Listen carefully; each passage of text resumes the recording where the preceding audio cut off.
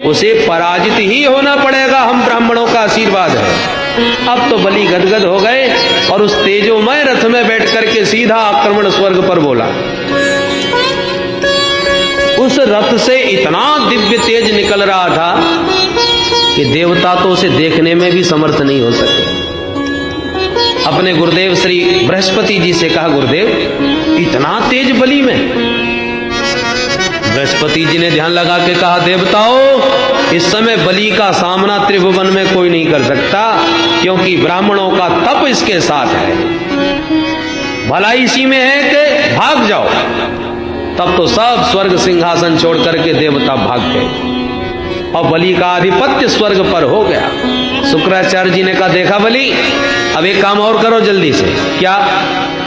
बोले भाई अपना बहुमत सिद्ध कर लो, फिर तुम्हें इस गद्दी से कोई हटा नहीं सकता। कैसे? बोले इस इंद्र की गद्दी पर वही बैठता है जो 100 यज्ञ करता है, वही शतक्रतु बनता है। तुम भी 100 यज्ञ कर दो। ठीक है गुरुदेव। नर्मदा नदी के तट पर एक के बाद एक यज्ञ प्रारंभ कर दिए बलि ने। उधर देव माता अदिति बिचारी दुखी, मेरे बच्चे भटक रहे हैं दर दर। कश्यप जी ने कहा, देवी तुम्हें एक व्रत करना होगा। कौन सा महाराज? फाल्गुन श्यामले पक्षे द्वादशाहम पयोवृतः। फाल्गुन मास में शुक्ल पक्ष में किया जाता है। 12 दिन तक मात्र दुग्धाहार करके नारायण की उपासना की जाती है। इस पयोव्रत का तुमने ठीक से पालन किया तो तुम्हारा मनोरथ सिद्ध होगा। तब तो अदिति मैया ने पयोव्रत का पालन प्रारंभ किया। पयोव्रत के प्रभाव से प्रभु प्रसन्न हुए, अदिति मां के गर्भ में पधारे। कालांतर में भादों का महीना आया, शुक्ल पक्ष आया, द्वादशी तिथि आई, अभिजित मुहूर्त आया। मध्याह्न 12 बजे अदिति मां के गर्भ से भगवान वामन का प्रादुर्भाव हुआ। बोल वामन भगवान की। तम बटुम वामनम दृष्ट्वा मोदमाना महर्षयः कर्माणि कारयामासु पुरस्कृत्य प्रजापति। वामन भगवान के बटुक भगवान, मात्र वामन अंगुल, जो देखे वही मुग्ध हो जाए। देवताओं के आनंद का पारावार नहीं और ब्राह्मण अति प्रसन्न। ऋषि कुल में प्रभु का प्राकट्य हुआ है। सभी ने मिलकर के वामन भगवान का बहुत सुंदर यज्ञोपवीत संपन्न किया। ब्राह्मणों का सर्वश्रेष्ठ संस्कार है यज्ञोपवीत। जिसका यज्ञोपवीत संस्कार विधिवत नहीं हुआ वह द्विज कहलाने का अधिकारी नहीं होता। दूसरा जन्म जिसका हुआ हो वही द्विज। तो संस्कारात् द्विज उच्यते। तो वामन भगवान का जब यज्ञोपवीत संस्कार हुआ, स्वयं विधाता ब्रह्मा जी ने प्रकट होकर के अपना कमंडलू वामन भगवान को दिया। अदिति मैया ने लंगोटी पहनाई, कश्यप जी ने मेखला पहनाई, सरस्वती मैया ने रुद्राक्ष की माला भेंट करी, भूदेवी ने चरण पादुका भेंट करी, आकाश ने छत्र भेंट किया, कुबेर ने भिक्षा का पात्र दिया, अन्नपूर्णा मैया पार्वती ने भिक्षा प्रदान करी, बृहस्पति जी ने गायत्री मंत्र फूंक करके यज्ञोपवीत धारण कराया। भिक्षा में जो भी कुछ मिला वो वामन भगवान ने गुरुदेव को दिया, श्री बृहस्पति जी को। बृहस्पति जी मुस्कुरा के बोले, वामन जी हमें तो आपसे भिक्षा में त्रैलोक्य की संपदा चाहिए। गुरुदेव ये त्रिलोकी का वैभव मुझे दान कौन करेगा? बोले जाइए बलि के पास, इस समय तीनों लोकों का राजा वही है, नर्मदा तट पर यज्ञ कर रहा है। जो आज्ञा गुरुदेव। वामन भगवान चल पड़े। छोटे छोटे चरणों में छोटी छोटी पादुका चटपट करते चले जा रहे हैं। एक हाथ में कमंडलू, एक हाथ में छाता। जैसे ही बलि के यज्ञ स्थल में पहुंचे, यज्ञ करते बलि ने जब दूर से नन्हे से वामन अंगुल के बौने से भगवान को आते देखा तो स्तब्ध रह गया। ऐसा लगा जैसे साक्षात भगवान सूर्य बाल रूप में प्रकट हो गए। प्रभावित हुए बिना नहीं रह सका, तुरंत खड़ा हो गया और यज्ञ के समस्त ऋत्विज ब्राह्मणों को साथ में लेकर के स्वागत में आगे बढ़ गया, भगवान को प्रणाम करने लगा। स्वागतम ते नमस्तुभ्यं ब्रह्मण किं करवामते ब्रह्मर्षीणां तपः साक्षात् मन्ये त्वार्य वपुधरम्। सुस्वागतम नमस्तुभ्यम, स्वागत है महाराज आपका, आपको प्रणाम करता हूं। आपको देखकर लगता है जैसे ब्रह्मर्षियों का मूर्तिमंत तेज मेरे सामने खड़ा है। अद्यनः पितरस्तृप्ता अद्यनः पावितम कुलम, मेरे तो पितर तृप्त हो गए आज, मेरा तो कुल पावन हो गया आज। यद भवान आगतो ग्रहान, जो आप स्वयं चल करके मेरे घर पधारे। अब कहिए मैं आपकी क्या सेवा करूं? जो भी इच्छा लेके आए हो निसंकोच बताइएगा महाराज। गाय चाहिए गाय ले जाओ, स्वर्णाभूषण चाहिए तो खजाने में खड़ा कर लेता हूं, जो मन अच्छा लगे ले जाओ, अलंकार वस्त्र। यदि विवाह न हुआ हो और आपकी इच्छा हो तो आदेश दो महाराज, ब्राह्मण कन्या को ढूंढूंगा, वो भी आप जैसी बोनी ही होगी, ऐसी सुंदर विप्र कन्या से विवाह करा दूंगा। गाम कांचनम गुणवत धाम अमृष्टम तथान्नपेयम उतवा विप्र कन्या, जो चाहते हो यद यद बटो वांक्षति तत्प्रतीक्षा में, जो भी इच्छा है निसंकोच कहो। वामन भगवान पहले तो मुस्कुराए और बलि महाराज की प्रशंसा के पुल बांधे दी। वाह महाराज क्या बात है, आपके बारे में जैसा सुना था आपको तो उससे भी कहीं ज्यादा देख रहा हूं। वचस्तवे तज्जनदेव सुनृतम कुलोचितम धर्मयुतम यशस्करम, आपके वचन आपके ही कुल के अनुरूप है। आपका कुल कितना महान है। यतो जातो हिरण्याक्षो चरण एक इमाम महिम, आपके पूर्वजों में महाराज हिरण्याक्ष हिरण्यकश्यप हुए, उनके बल पराक्रम को कौन नहीं जानता। उनके बेटा प्रहलाद ने तो चमत्कार कर दिया, खंबे से ही नारायण को प्रकट करके दिखा दिया। प्रहलाद के बेटा विरोचन का भी क्या कहने महाराज, सर्वस्व ब्राह्मणों का सर्वस्व धन अपना ब्राह्मणों को लुटा दिया। परंतु ऐसे उच्च कुल में बलि तुमने भी कोई कसर नहीं छोड़ी, इतनी ब्राह्मण भक्ति। बलि ने हाथ जोड़ के कहा महाराज अब रहने दीजिए, सब आप ब्राह्मणों का ही आशीर्वाद है, अब तो आप आदेश दीजिए, मेरे लिए क्या आज्ञा है। भगवान बोले राजन, यदि तुम जैसा उदार कोई दानी नहीं तो मेरे जैसा भी कोई संतोषी ब्राह्मण नहीं। अपने राम को कुछ नहीं चाहिए, पर मैं जानता हूं तुम दिए बिना मानने वाले नहीं, इसलिए पदानी त्रीण दैत्येन्द्र सम्मतानि पदा मम, आप तो मात्र मेरे इन छोटे छोटे पैरों से 3 चरण भूमि नाप करके दे दीजिए, बस संतोषी ब्राह्मण इतने में प्रसन्न। बलि अट्टहास करके हंसा, अरे ब्राह्मण तूने कैसी कैसी बातें बनाई कि मेरा तो मन ही मोह लिया। इतनी इतनी लंबी चौड़ी हमारे पूर्वजों की महिमा गाई और मांगने के नाम पर बच्चों जैसी बात कर रहा है। अहो ब्राह्मण दायाद वाचस्ते वृद्ध सम्मता त्वं बालो बालिशमति ही स्वार्थम प्रत्यबुध हो यथा, तू बातें तो बुढ़ों जैसी करता है पर मांगते समय तूने बिल्कुल जैसी काया बोनी वैसी अकल भी तेरी बोनी मालूम पड़ी। वाचस्ते वृद्ध सम्मता त्वं बालः बालिशमति, ये बचकानी बात करते हो। अरे इस बलि के सामने हाथ जिसने पसारा मांगने को, जीवन में कभी हाथ दोबारा नहीं पसारना पड़ता। दोबारा मांगो और सोच विचार के मांगो। भगवान बोले देखो असंतोषी ब्राह्मण का पतन हो जाता है। जब हमारा इतने से धन से निर्वाह हो सकता है तो अनावश्यक दान लेके क्या करेंगे हम। मालूम है दान लेने से ब्रह्म तेज क्षीण होता है, इसलिए जितने में निर्वाह हो सके उतना ही लेना चाहिए।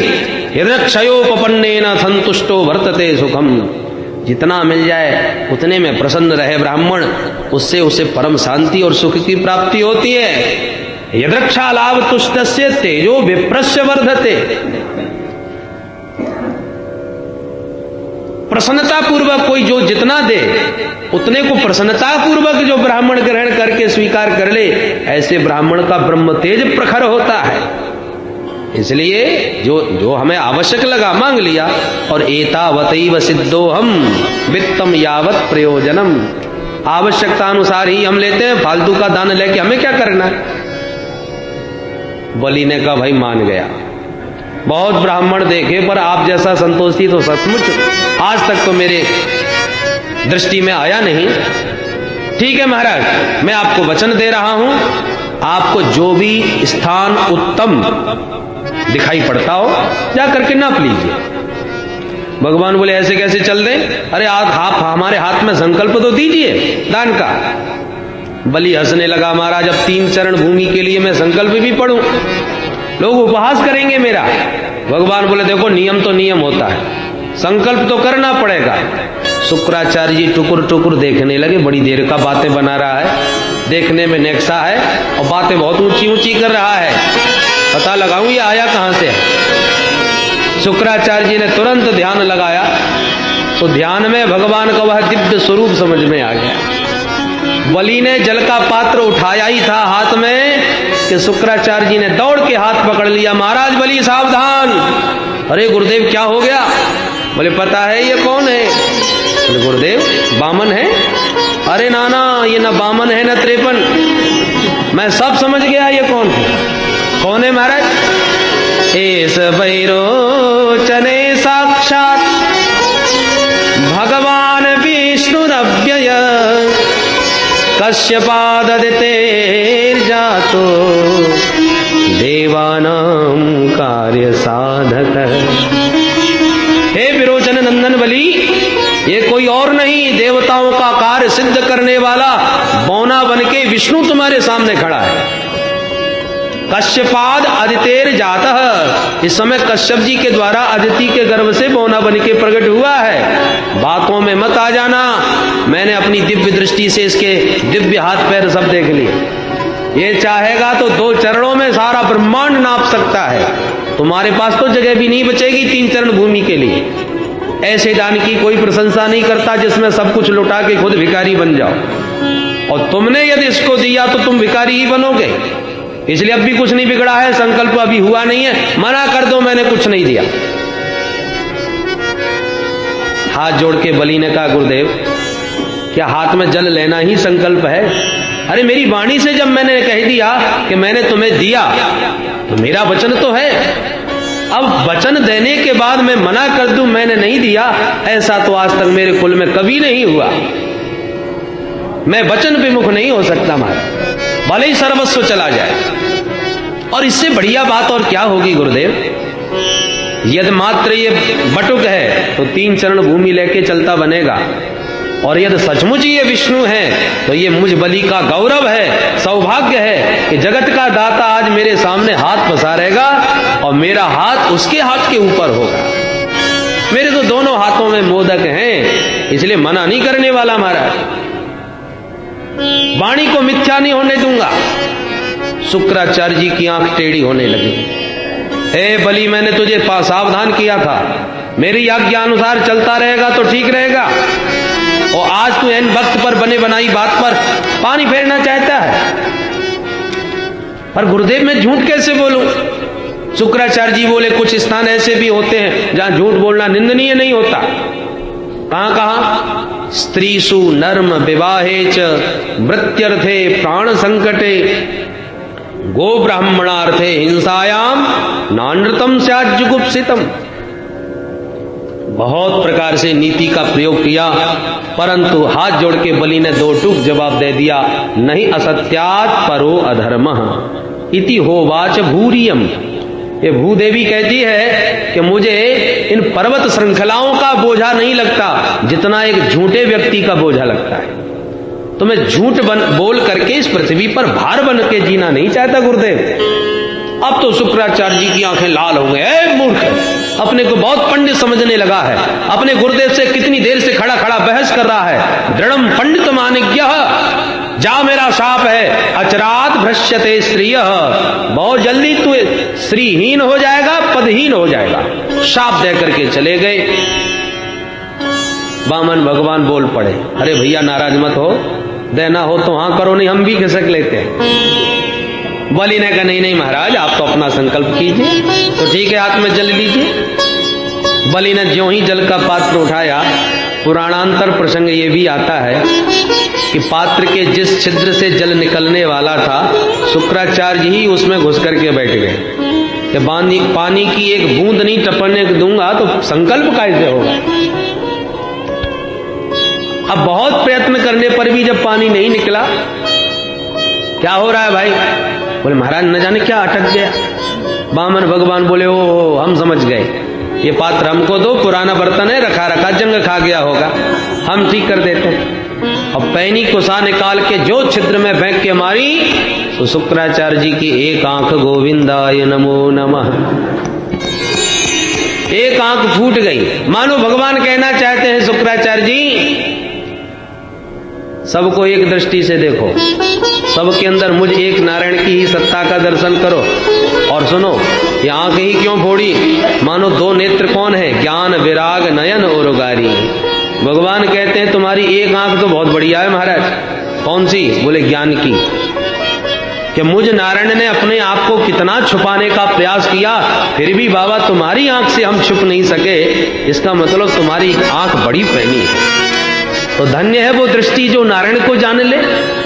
तो ज्ञान की दृष्टि तो तुम्हारी बड़ी पारखी है, बड़ी पैनी है, पर वैरागी की आंख में जरा मोह का मोतियाबिंद चढ़ रहा है, इसलिए लाओ हम ऑपरेशन कर देते हैं। तो वैरागी की आंख जो कमजोर थी उसे भगवान ने मानो ठीक कर दिया। जल ज्यों ही हाथ में आया, भगवान ने संकल्प पढ़ा और संकल्प पूर्ण होते ही भगवान का तुरंत विराट रूप प्रकट हो गया। बोल विराट भगवान की जय। भगवान के उस दिव्य विराट रूप को देख करके स्तब्ध रह गए महाराज बलि। भगवान बोले बलि अब देखो हमारा नापना। सो एक चरण नीचे को बढ़ाते हुए अतल वितल सुतल तलातल महातल रसातल और पाताल में जा पहुंचा। सातों लोक नाप डाले। दूसरा चरण ऊपर को उठा तो भू भुवा स्व मह जन तप और सत्यलोक। अरे सत्यलोक को भी पार करके ब्रह्मांड कटाह में छिद्र कर दिया। ब्रह्मांड फूट गया। ब्रह्मांड के बाहर की चिन्मयी धारा उस ब्रह्मांड छिद्र से विवर में प्रविष्ट हो गई और जैसी वह जलधारा भगवान के चरणों को धोती हुई नीचे गिरी तो ब्रह्मलोक में ब्रह्मा जी ने अपने कमंडलू में वो भगवान का चरणोदक धारण कर लिया। वही चरणोदक ब्रह्मा जी के कमंडलू से फिर नीचे की ओर बढ़ा तो ध्रुवलोक में, सप्तऋषि मंडल में, चंद्र मंडल में होता हुआ स्वर्ग मंडल में आ गया। स्वर्ग में आके जलधारा के 4 विभाग हुए, सीता, अलकनंदा, चक्षु और भद्रा। उसमें अलकनंदा नाम की जो जलधारा थी भगवान के चरणों की, वही गंधमादन पर्वत पर आकर के गिरी और गोमुख से होती हुई संपूर्ण भारतवर्ष को परिप्लावित करती सागर में जाकर के विलीन हो गई। बोल गंगा मैया की। वही भगवान नारायण के चरणों से निकली विष्णुपदी भगीरथ लेके आई, इसलिए भागीरथी समस्त जगत को पावन कर रही है। सुखदेव जी कहते राजन, जामवंती जी उस समय नव युवक थे। उन्होंने दुंदुभी बजाते हुए आनंद में झूमकर भगवान वामन के उस विराट रूप की प्रदक्षिणा करी। भगवान ने कहा बलि अब बोलिए, संकल्प 3 चरण भूमि का है और अभी मैंने 2 चरण नापे हैं, तीसरा चरण अब कहां रखूं? अब तो बलि की बोलती बंद। भगवान ने गरुड़ को प्रकट करके आदेश दिया जल्दी बंदी बनाओ इसे। गरुड़ ने वरुण पास में बलि को बांध दिया। भगवान बोले बलि अब तो या तो वचन पूरा करो या नरक में गिरने की तैयारी करो। बलि को जब बांध दिया तो बलि के समर्थक दैत्य भगवान को मारने के लिए दौड़ पड़े। ते सर्वे वामनम हंतुम शूल पट्टिश पाणयः। पर बलि ने सबको रोक दिया, सावधान, इस समय हमारा विपरीत काल है। गुरुदेव शाप दे के चले गए हैं और यदि तुमने इस प्रकार की युद्ध की कोई चेष्टा करी तो सबके सब मारे जाओगे। तो सब शांत हो गए। भगवान फिर डांटने लगे, जल्दी बोलो क्या निर्णय किया? बलि ने कहा महाराज एक बात कहूं? बोले कहो। बोले ये बताओ धन बड़ा होता है कि धनवान? भगवान बोले बड़ा तो धनवान होता है, बलि ने कहा सरकार तो 2 चरणों में अभी मेरा धन ही धन तो आपने नापा है, मैं धनवान तो अभी अलग खड़ा हूं, इसलिए अब कृपा करके ये 3रा चरण मेरे माथे पर कर मुझ दाता को भी स्वीकार कर लीजिए। पदम तृतीयम पुरुषेष्ण में निजम। वामन भगवान प्रसन्न हो गए और अपना दिव्य पादारविंद बलि के मस्तिष्क पर रख दिया और बोले बलि धन्य हो, मैंने तुम्हारा सर्वस्व छीन लिया, तुम्हें बांध भी दिया, तुम्हें डांट भी दिया और इसके बाद भी तुमने अपना धैर्य और धर्म को नहीं छोड़ा। बलि ने कहा सरकार मुझे पद छिन जाने का तनिक भी कोई कष्ट नहीं, मुझे आपने जो बांध दिया इस पाश बंधन का कोई कष्ट नहीं, तो फिर किस बात का डर है? बोले बिभेमिनाहं निर्यात पदच्युतो न पाश बंधाद व्यसनाद दुरत्ययात नैवार्थ कृच्छ्राद भवतो विनिग्रहात् असाधुवादाद भ्रशमुच्यते यथा। मुझे यदि भय लगता है तो केवल असाधुवाद से। दुनिया में कोई ये न कहे कि बलि के पूर्वजों की कीर्ति पताका कैसी लहरा रही थी, पर बलि ने आके उसमें कलंक लगा दिया। एक ब्राह्मण को 3 चरण भूमि का दान भी नहीं कर सका। इस अपकीर्ति की कालिमा के कलंक से मुझे बहुत डर लगता है। तब तो प्रहलाद जी प्रकट हो गए, भगवान की स्तुति करके बोले प्रभु आप ही देते हो और आप ही ले लेते हो, आपका देना भी निराला और लेना भी विचित्र, कब किसको कहां से कहां पहुंचा दे। मस कहीं करें बिरंची प्रभु अजय मसकते ही, कभी ब्रह्मा तक बना करके बैठा दें और कभी मच्छर से भी गया बीता बना दें, सर्व समर्थ हैं आप। बलि की पत्नी ने भी भगवान की स्तुति करते हुए कहा प्रभु ये सारा संसार आपका क्रीड़ा स्थल है, क्रीडार्थमात्मन इदं त्रिजगत् कृतं ते स्वाम्यं तु तत्र कुधियो परईश कुर्युः।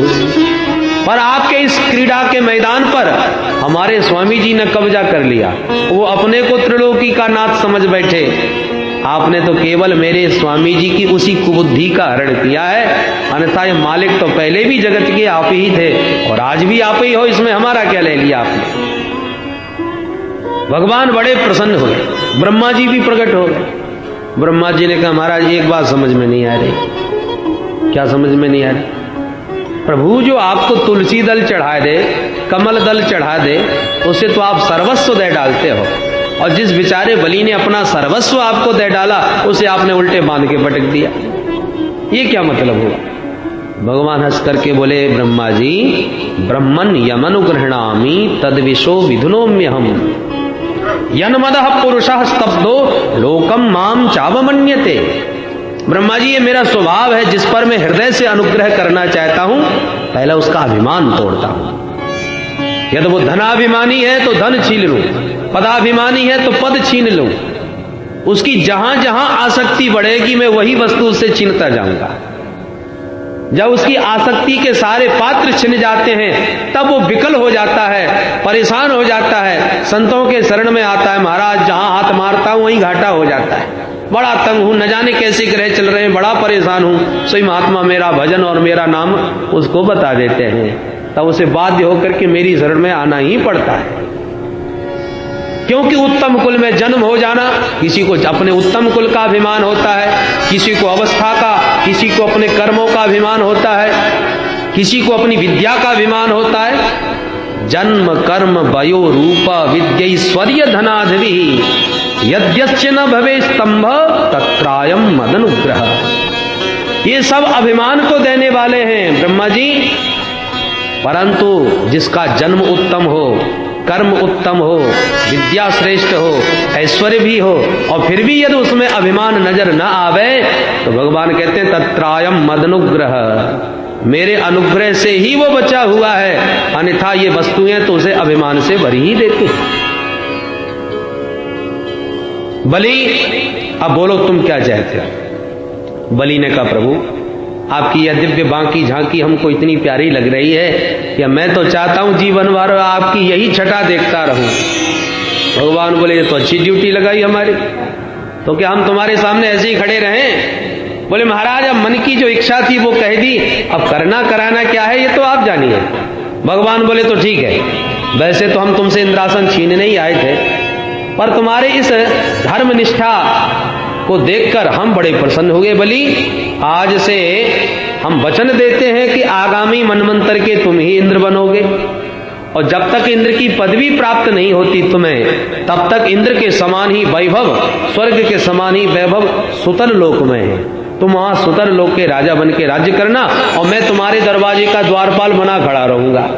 सो आते जाते सदा सन्निहितम वीर तत्र माम द्रक्ष्यते भवान। वहां पर आते जाते हमेशा तू मेरे इसी रूप का दर्शन करना। तब तो सब गदगद हो गए। प्रहलाद जी तो खुशी में नाचने लगे, जय हो प्रभु। नेमम विरिंचो लभते प्रसादम न स्त्री न शरभः किमुता परेते यन्नो सुराणा मसी दुर्ग पालो विश्वाभिवंदे वंदितांग्री। अरे जिन प्रभु के ध्यान में ब्रह्मादिक देवता बैठे रहते हैं, एक झलक पाने को तरसते हैं, वो परमपिता प्रभु, वो जगत पिता नारायण हम दैत्यों के दरवाजे का द्वारपाल बना खड़ा होगा, कितने गौरव की बात है। यन्नो सुराणा मसी दुर्ग पालो। भगवान बोले वत्स प्रहलाद भद्रम ते प्रयाहि सुतलालय। बेटा प्रहलाद तुम्हारा कल्याण हो, अब अपने परिवार को लेके जल्दी से सुतल लोक जाओ। सब चलने की तैयारी करने लगे। सो शुक्राचार्य जी ने आके प्रणाम किया। शुक्राचार्य जी को लगा हम सबके ही फालतू में ही बुरे बन गए। प्रणाम करके कहा महाराज मुझे क्षमा कीजिए। भगवान बोले आचार्य जी आप तो यज्ञ की अवशेष विधि की परिपूर्णता कीजिए। यज्ञ में कोई कार्य शेष रह गया हो तो ये 100वां यज्ञ भी पूर्णतः संपन्न हो जाए, उस विधि का निर्वाह कीजिए। शुक्राचार्य जी बोले महाराज क्यों लज्जित करते हो, जिस यज्ञ में साक्षात नारायण प्रकट होकर विराजमान हो वो यज्ञ अब अधूरा माना जाएगा। अरे यज्ञ में कितने भी दोष रह जाए, कितनी भी कोई सावधानी से यज्ञ करे, कहीं ना कहीं कोई ना कोई या तो मंत्र में दोष या विधि में दोष या सामग्री में दोष कहीं ना कहीं तो हो ही जाता है। पर आपके मंगलमय नाम का गान जब किया जाता है तो सारे दोष दूर हो जाते हैं। मंत्रतस् तंत्रतस् छिद्रम देश कालार्ह वस्तुतः सर्वम करोति निश्छिद्रम नाम संकीर्तनम तव। यहाँ तो आप प्रत्यक्ष विराजमान हैं। इस प्रकार से भगवान समस्त परिकर के साथ सुतल लोक में प्रविष्ट हो गए। नारद जी ने जब ये समाचार लक्ष्मी मैया जी को सुनाया, तब लक्ष्मी जी बहन बन के आई बलि की, और बलि के हाथ में राखी बांध करके अपने स्वामी जी को पुनः वापस लेकर के गई। वो लक्ष्मी नारायण भगवान की, वामन भगवान की। इंद्र के छोटे भाई बन के आए थे वामन भगवान, इसलिए दूसरा नाम उपेंद्र भी है।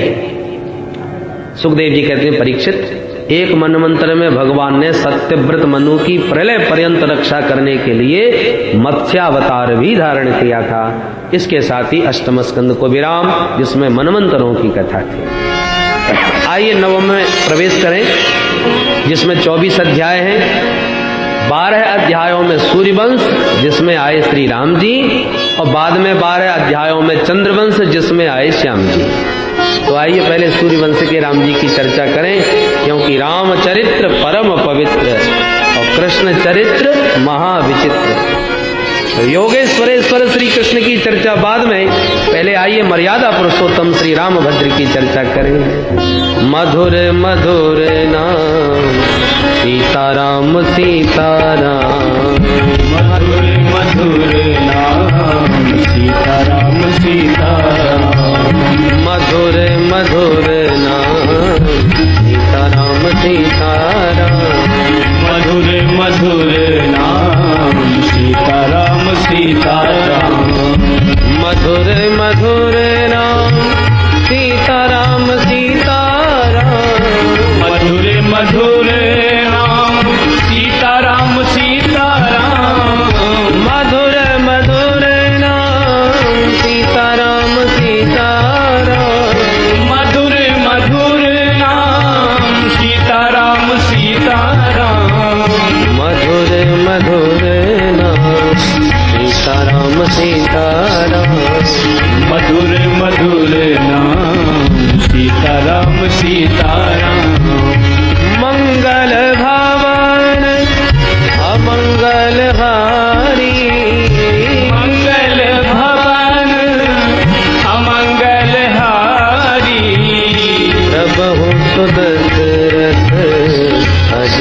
बिहारी।